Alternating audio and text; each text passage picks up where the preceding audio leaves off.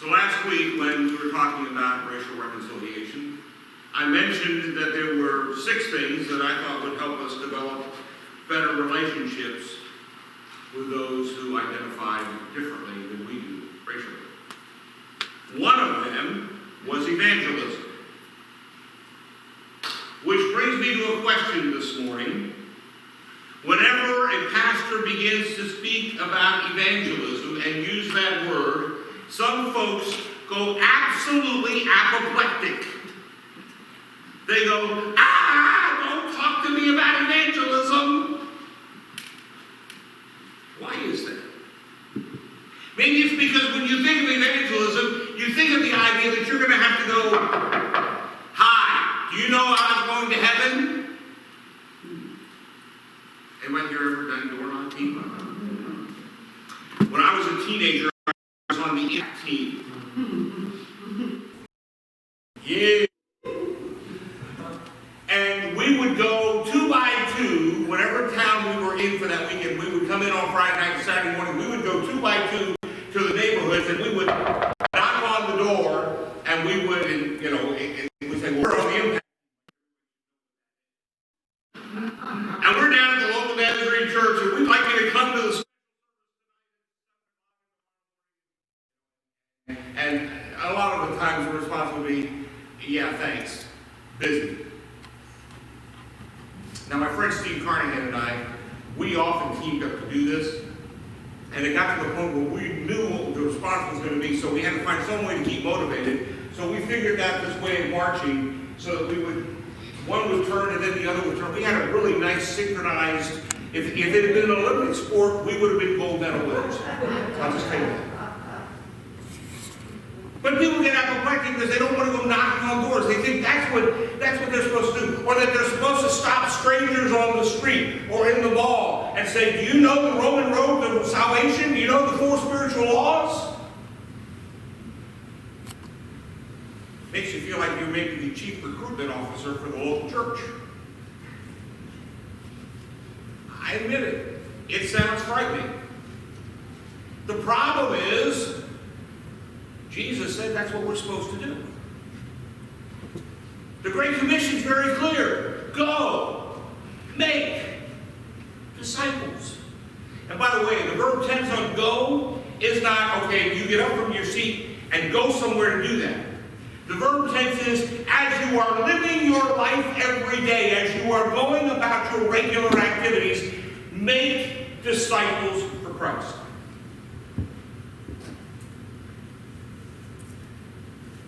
Good thing is Jesus promises to go with us, to help us. His Spirit can empower us, enable us. But yet sharing our faith produces within us so much anxiety. It's probably because we don't think we have enough tools in our toolbox to do it. So I'm going to hope during this series to provide you with some new tools for your toolbox. Now, maybe somebody will say, well, I knew that already. Well, good. Why aren't you doing it? Yeah.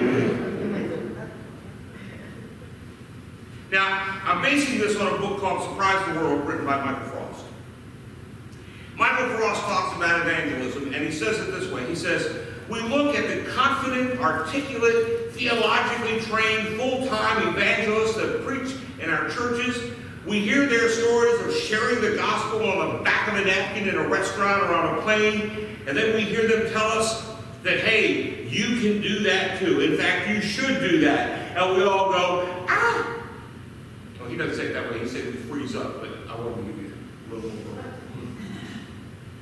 He writes, when gifted evangelists tell the rest of us that we should behave like gifted evangelists too, it has a debilitating effect upon us. In part, it's because we believe we cannot do what they do. You feel that way? Ever? Often? Always? I mean, to hear some folks tell it, we're all supposed to be little Billy Grahams. But maybe we're getting it wrong. In the Church of the Nazarene, we have an official status for those who claim to have a call of God upon their life for evangelism. Most of you know my friends Lane Loman, Dave Gallimore, Elaine Pettit. These folks are, well, Dave just took a church in South Carolina, but most of these folks have been involved for a long time in evangelism. They go out, they preach, they do revivals.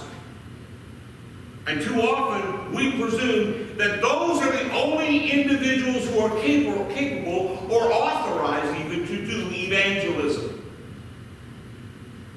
But that's not exactly what the Bible says about evangelism. I want to read you 4 verses this morning. You can write down these references, but we're going to have them up on the screen. 4 different words. 3 are written by Paul, 1's written by Peter. Here we go. Ephesians 4, 11 through 13. So Christ himself gave the apostles, the prophets, the evangelists, the pastors and teachers, to equip his people for works of service, so that the body of Christ may be built up until we all reach unity in the faith and in the knowledge of the Son of God and become mature, attaining to the whole measure of the fullness of Christ.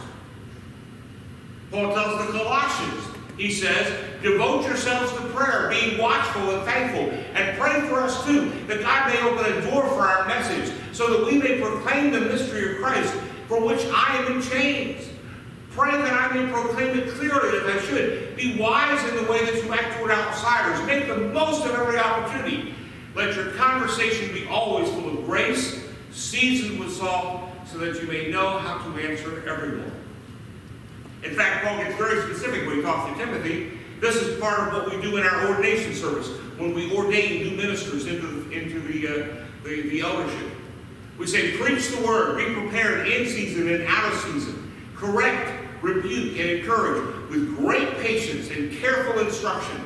For the time will come when people will not put up with sound doctrine. Instead, to suit their own desires, they will gather around them a great number of teachers to say what their itching ears want to hear. Amen. Amen. God help us. They will turn away their ears from the truth and turn aside the myths, but you keep your head in all. Endure hardship, do the work of an evangelist, and discharge all the duties of your ministry. And lastly, Peter puts it this way. He says, but in your hearts revere Christ as Lord. Always be prepared to give an answer to everyone who asks you to give the reason for the hope that you have. But with gentleness and respect, keeping a clear conscience, so that those who speak maliciously against your good behavior in Christ may be ashamed of their slander. Now, you'll note if you look in these passages,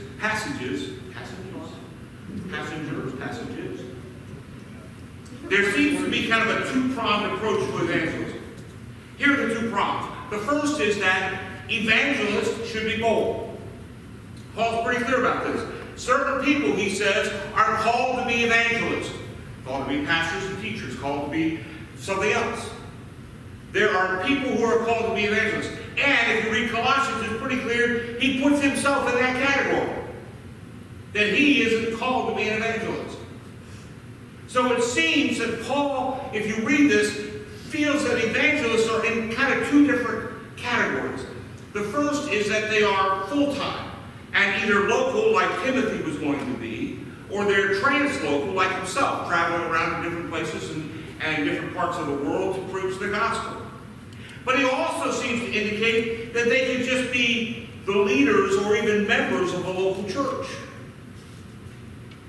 However, as far as Paul's concerned, it doesn't matter how you classify or categorize them. For both of them, Paul says there are 2 things you need to pray for. You need to pray that they will have opportunities, that is, that God will open a door for the message, and that they will have clarity, that they may, Paul says, may I proclaim the message clearly and understandably.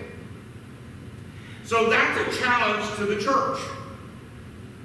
The challenge is to identify those who are gifted evangelists.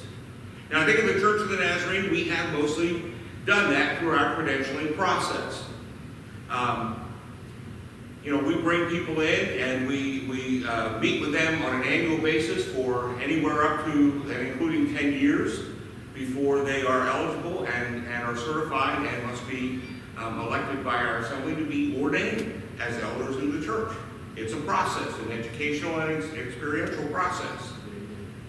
I think if there's any area in which we've been deficient, and I've said this for a while, it might be that we don't preach enough about listening to the voice of God for a call to full-time ministry, especially not preaching that enough to our young people. I don't think we do it. Not nearly enough. They get it at summer camp. What about those who never get to go to summer camp? Or like if there is no summer camp. Amen. All the parents who look forward to that 2 weeks when their kids are on summer camp. All the kids who look forward to summer camp. But I think we do a pretty good job of certifying that they are gifted. But then we should be asked: are we praying that these evangelists, these people that are gifted, will have opportunities to share Christ? The truth of the matter is, most churches don't have revivals anymore.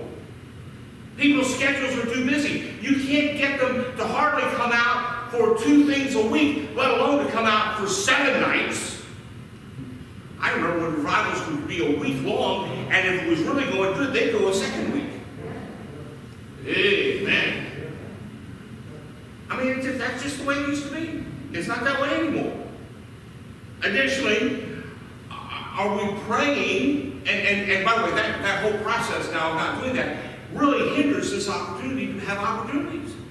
These folks, these men and women who are called to be evangelists, if they don't, most of them have not had places to go for the last 3 months. My friends in Sunday Gospel Music have not had places to go sing for the last 3 months. I talked to one of them a couple of weeks ago, and he said, frankly, if we're not able to keep some of the dates that we've got scheduled for July and August, I'm thinking we're going to have to just shut the group down. Wow. The enemy gets a win on that one, doesn't it? So they need those opportunities. And then are we also praying that these evangelists will be clear in the way they talk about Jesus? Because if we're not praying that, if they aren't clear, and we don't pray about that, then the rest of the church isn't doing enough to complement that ministry. I said it last week. Most Christians have not led one person to Christ in the last 5 years. I'm not asking for hands this morning, but amen. I think it's pretty clear that Paul doesn't believe all Christians are called to bear the responsibility for that same kind of bold proclamation to which he was called. Aren't you glad? But let's be honest. Evangelism is an essential gifting for all the churches. And just like every other spiritual and physical gift, it may not be given to every believer, but it's given to some. And Paul is encouraging the Colossians to pray for those opportunities and clarity to be given to those who have that calling. But he doesn't tell the Colossians to pray for that for themselves. He says something slightly different to them. And that's what brings us to the second prong of evangelism. He says, those who are called and are exercising this gift of public evangelism should be bold. But the rest of the believers, the rest of us, how do we share Christ with others that are out exhibiting that boldness, and we're not part of that? How are we doing it in our everyday lives? And he says, well, then the rest of you should be questionable. Yeah, I said it, questionable. Okay, actually I didn't say it, Paul says it. What did he say? He says, let your conversation be full of grace, seasoned with salt, so that you may know how to answer everyone. Now when I say questionable, I'm not talking about being a sketchy character. Amen. Get far too many of those. Paul sees the gifted evangelist as one who seizes opportunities and proclaims boldly the gospel, as the book of Acts shows us over and over again Paul did. Every opportunity he had a chance to preach, he preached. Every opportunity he had a chance to tell the gospel story of Jesus, he told it. Every time he had an opportunity, there's 3 different instances in addition to the original account of his Damascus Road experience, where he tells that Damascus Road experience, he tells his testimony testimony 3 more times, all recorded in the book of Acts. You would have think Luke would have gotten to the point saying, yeah, I've read this before, I'm not writing it again. But he doesn't. Because he's saying, this is how Paul's proclaiming the gospel. But Paul's pretty clear. He's saying that the contribution every other believer who is not called to this particular ministry of bold proclamation, that call is to answer the inquiries, the questions, whenever asked to them by believers, unbelievers, friends, family, strangers. And Peter agrees. What we read in Peter, he says,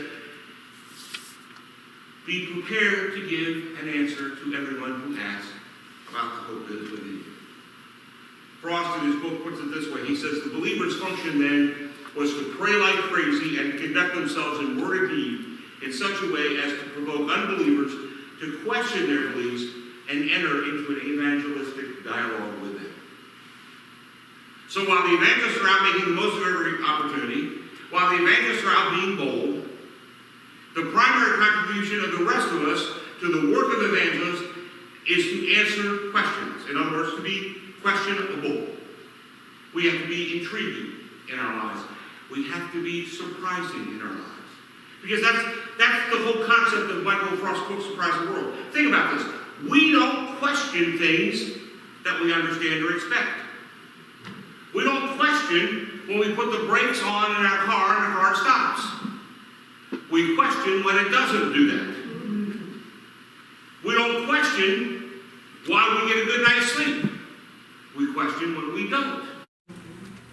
We don't question when our bodies aren't hurting and are functioning properly.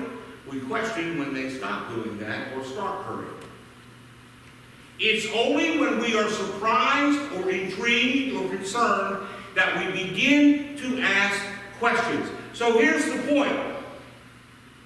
If our neighbors aren't looking at us and asking questions about things about us, then there's nothing intriguing or surprising about our lives.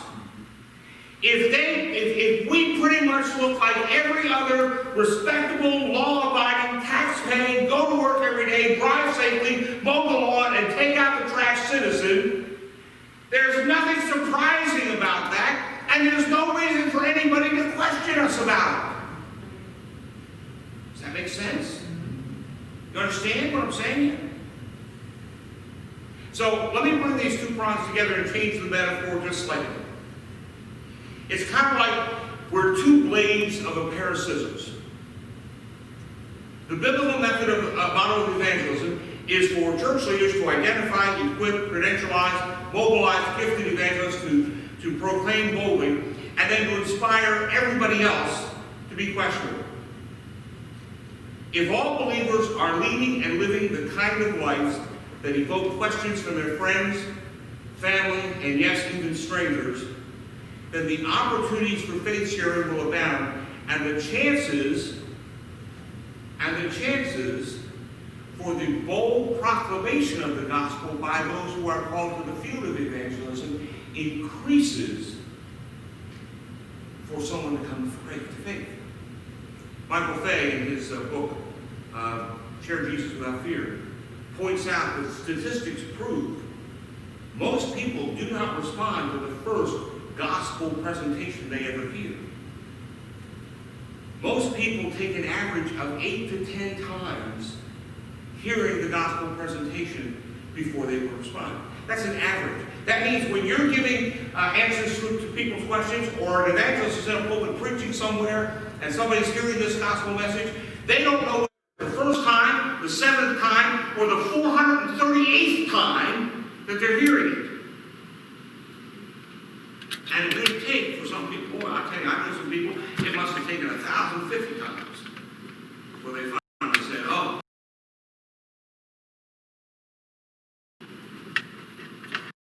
Again, here's how Cross puts it. He says, I think gifted evangelistic leaders bear the responsibility to equip their congregations to be able to tell others about Jesus, but that the opportunities for faith sharing for the members of that congregation will emerge primarily from the questions which come from unbelievers. Gifted evangelistic leaders should be training their congregations to speak about Jesus conversationally. simply and succinctly when they are questioned about how they deal with suffering, why they're spending their vacation serving the poor, why they've opened their home to refugees, why they're fasting during Lent, or why they've made career choices that allow them to contribute to the greater social good. Which means we need to answer some questions for ourselves before we start answering questions from other people. How questionable is our life? Does it look almost identical to our neighbors? Is there any difference between how we live and how they live? Is there anything intriguing or surprising about our lives at all? And so the real question then becomes, how can we be more questionable? I want to challenge you this morning. I believe we should consider making it a project to be more surprising to our neighbors so that we can have a more questionable life. It does take effort. It will require commitment. But understand this, the fruit of that effort and that commitment is and likely will be another soul won for the kingdom of Jesus Christ. It may not be another attendee for this church or member of this church. And guess what? I'm okay with that. Amen. I'm okay with that. Amen. Yes, I'd like them to be in our fellowship. The more the merrier, as we always say. But I want them to be in the kingdom of heaven first. That's the most important thing to me. That's my highest priority, is for people to be part of the kingdom of heaven. Now, Frost in his book suggests 5 different ways that we can all live more questionable lives. And over the next few weeks, we're going to address all 5 of them. This morning, I just want to look at the first one. He said, Pastor, you've been preaching for 20 minutes and you're just now getting to the point. Yeah. This truncated service is giving me a little more liberation and time to preach. And so I'm writing a little longer sermons. So here's the first one. Bless. Blessing others. Now we use the term bless an awful lot in the church. We use it an awful lot in the South. Bless their heart. We don't often mean bless their hearts. I've been in the South now for about 15 years. I've come to understand that's not what it really means. But we do say in the church, bless God, bless you, bless all of us. You know, may God's blessings be poured upon you, and that's okay. Because way back in Old English, the word bless comes from a word that meant to add strength to another's arm. Therefore, to bless someone else is to build them up, to fill them with the encouragement they need to increase their strength and their prosperity. And in this world and culture in which we live, if we're honestly doing that and we're actually blessing someone, we are going to surprise the heck out of them. Because most of the time, it is far easier for us to ignore the needs of those around us instead of blessing them. It's more convenient to look the other way, to take a different route, to just feign ignorance of what's going on around us. We live in a self-centered, always on-the-go, busy world when people are running from one thing to the other, and the simplest decision that we could make to add strength to another's arm would be such a very intriguing and surprising concept, it would blow people away. You say, well, how do I bless someone in that kind of culture? I'm going to suggest to you this morning 3 practical ways to bless people. Some of these you're going to know. Some of these you're going to say, oh yeah, sure, I've done that. Once, a long time ago, maybe. Here are 3 ways. First of all, words of affirmation. This is probably the simplest way to do it, especially in our age of telecommunications and technology. You can send people an email, send them a text, get really old school and make a phone call or write a note to them.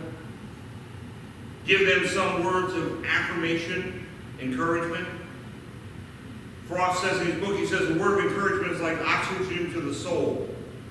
Mark Twain said, I can live for 2 months on a good compliment.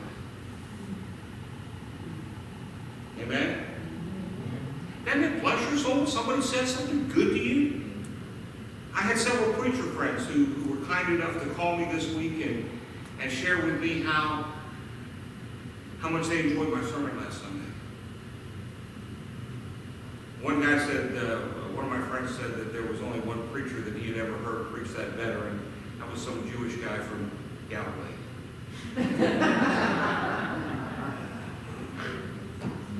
That's holy, folks. That's holy.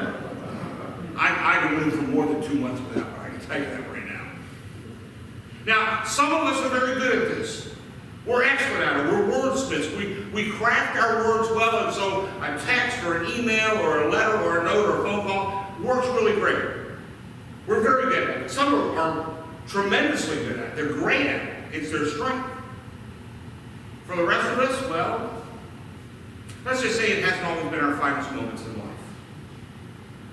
But we need to be intentional about this, especially if it's something that's not in our wheelhouse. Ask God to lay on our heart the people that we should call or text or email or write. And then we're not calling to do anything other than to encourage them with our unconditional love, with our promise of prayer, with our willingness to listen to whatever is on their heart. It will mean a lot to them, and it will lead to opportunities for discussions that will ultimately lead to conversations about faith. Secondly, are acts of kindness. Doing somebody a favor or providing some sort of practical support. I've complimented several of you, individually and as a group, the work that you've done with some of our folks in the church, with the elders and others, to help them in their time of need and to really make a difference for them. That's an act of kindness. Cutting a neighbor's lawn, babysitting an exhausted couple's kids, cleaning somebody's house and doing their laundry, picking up their groceries or their dry cleaning, helping someone to move. Boy, that's a huge help. Offer to do something for them that they won't have to do for themselves. And that means we have to keep our eyes and our ears open for those opportunities. We can ask the Lord to show us, but sometimes we just have to ask, is there anything I can do to help? Now, they may not say yes, but they might. You know, the problem is, a lot of the times we ask that question because we think the answer will be no. And oh good, I got a brownie point for asking. The old Strive for 5 system they used to have in Sunday school, right? Anybody remember Strive for 5? A few of us, yes. Lord help us, we're getting old. But if you ask the question, be prepared for the answer that might be yes. Now, maybe it'll be yes on something you can't do, but you know what? Maybe it'll be yes on something that you can, or that you know someone who else can do it. If somebody says, yeah, I need an oil change, I'm not the guy that can do it. But I know the guy who can. Third one is random gifts. And I'm talking about totally random gifts. Home-baked cookies, cakes, pies. Something. Baskets of fruit, gift cards to nice restaurants. Nothing blesses someone more than an unexpected gift. And not all gifts cost money. Sometimes the gift is just your time. Coffee and conversation.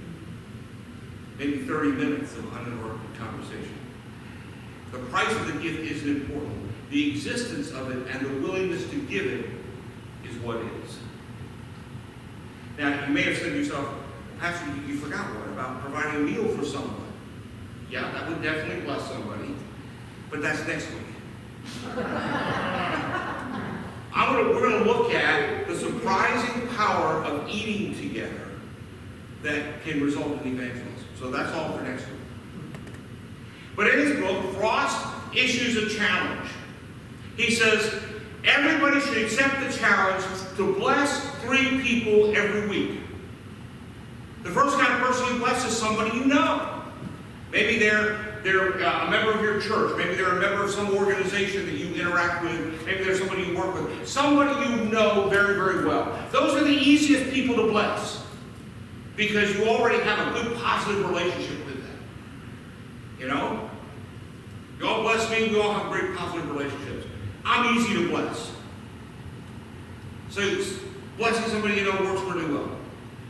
But then there's blessing somebody you don't really know all that well. Maybe somebody that's just on the peripheral of that group, the church group or the organization that you're a part of, whatever it might be. Somebody you know who they are, but you never really had an opportunity to know them really well. And maybe that's a great opportunity to bless them with conversation, with coffee, with something. And then there's the third one. And yeah, this is the really hard one. Somebody you don't know at all. Great concept that came out a few years ago about paying it forward. You ever had anybody pay for your Starbucks? When you got to the window, they said, hey, the guy in front of you paid for it? I didn't know that guy. You know what? You can be that guy. If you're behind somebody that's in the checkout line at the grocery store, and they've only got 2 or 3 items, really? It isn't that hard. Say, listen, don't worry about it. That's going on my bill. I'm going to pay that. You just go ahead and take your stuff and go. I'll take care of it. And you say it from the cashier nurse. Otherwise, it could be a very embarrassing situation for all involved. Make sure the cashier knows what you're doing. But bless some kind of stranger. They're not hard to identify. Folks you know, folks you don't know very well, folks you don't know at all. But all of those folks can be blessed by either words of affirmation, a gift, or what was the other one? The act of kindness. They can be blessed. And remember the words of Peter and Paul we just read a few minutes ago.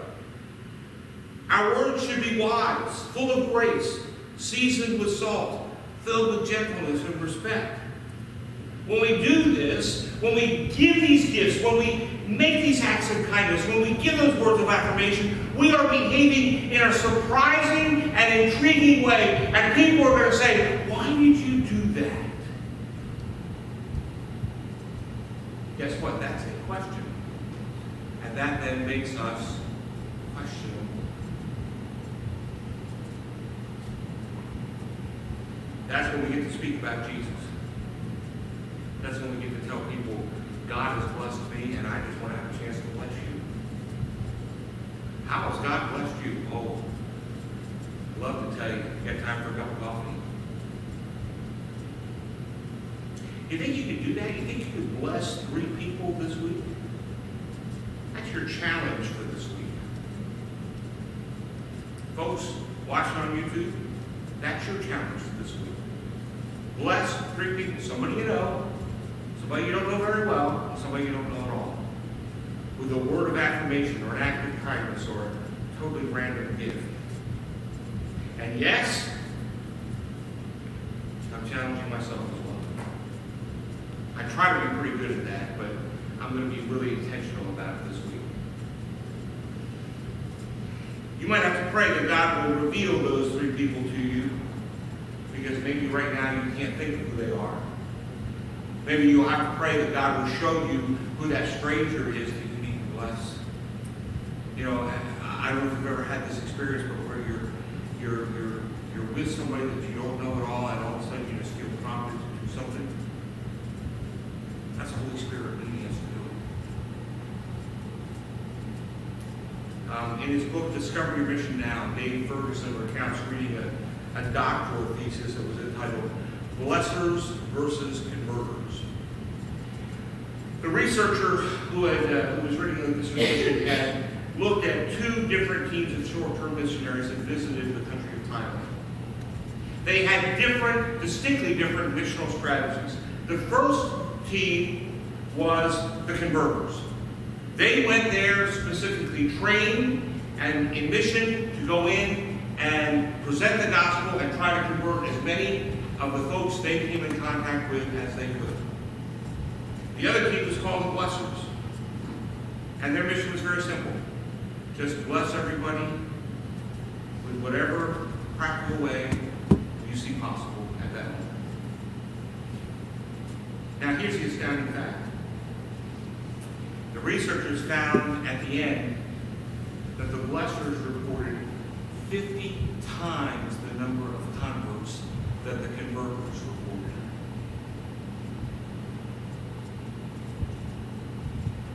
The blessing strategy was far more effective than the converting strategy. You know what that tells me? Paul was good. But we really don't read a lot of conversions that he had. We read of churches he planted, and we presume that there were people who were converted who became part of those churches. We know about Lydia, we know about the Philippian jailer, we know about several of the other entities, but we don't have this word about 5,000 people coming to faith under the preaching of Paul the Apostle in fill in the blank place. What we do know is that the church grew as people gathered in homes to share meals, to pray together, to encourage one another, to share with one another all of what they had. That's where the growth of the church came from. Let me tell you, that's where the growth of the church always comes from and always will come from. I'm all in favor of those who are called to evangelism, and I want to support them every way that I can. But I know the way the local, and there are statistics and there are research that shows about some of the crusades that Billy Graham did and Franklin Graham did.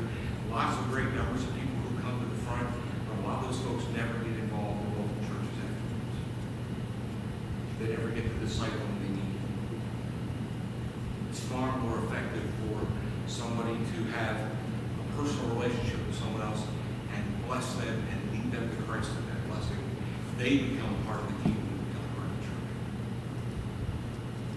When we live unexpected and surprising lives, and that includes the blessing of others and strangers, we find ourselves being questioned.